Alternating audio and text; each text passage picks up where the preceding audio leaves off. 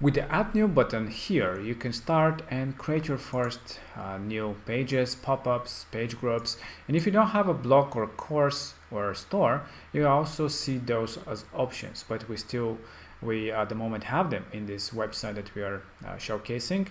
You have them listed, so you don't have them here as options to be added because they're already there. So from the Add New, it's usually either a page or a pop-up. So when you click on a page, you can now select from the multiple different pages designs that we have available for you. So you can just select the design that you want by category or however you want to do, or of course start with an empty page if you wish, and just add it right away into your design of your website. So let's say that we want to add maybe a product page. We want to promote something, and let's say if we like this one, we just click on it, add some name for our page, let's say product page. We can add SEO information if you want now, or you can leave it for later and just click on add. So that's how easy it is to create a new page. As you can see, it's added right away onto your website, and you can start editing it with the builder easily. What else you can do with the add new? You can also add a pop-up instead of a page.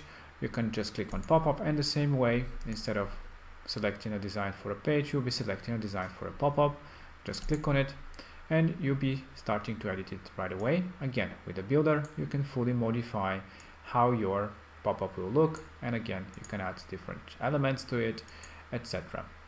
You'll find all the pop-ups here in the section. You can click and you'll see the pages, and the pop-up is being separated. The other thing that you can add from Add New again is the page group. So page group is really just a folder in which you can organize your pages. So currently we have a default which is called pages, but you can create, let's say, a new one. Let's call it products for your product pages, custom product pages, and you have it here. Now let's say this product page, we want to move it. We just can click on the three dots, click on show settings, and from here we can add to the group. It's at the moment it is at the pages, so we can just select products, click on save, and now we just moved our page into the products folder. That's how simple it is, and this is basically the things that you can do with the Add New button. Basically creating new pages, new pop-ups, groups, and again, if you don't have the blog, the portfolio, which in this case is courses, and the store, you can add them from here as well. And yeah, you can play around, create as many as you want pages, go crazy, and yeah, edit them with the builder easily and quickly. I hope that you enjoyed, and if you have any questions, just let us know.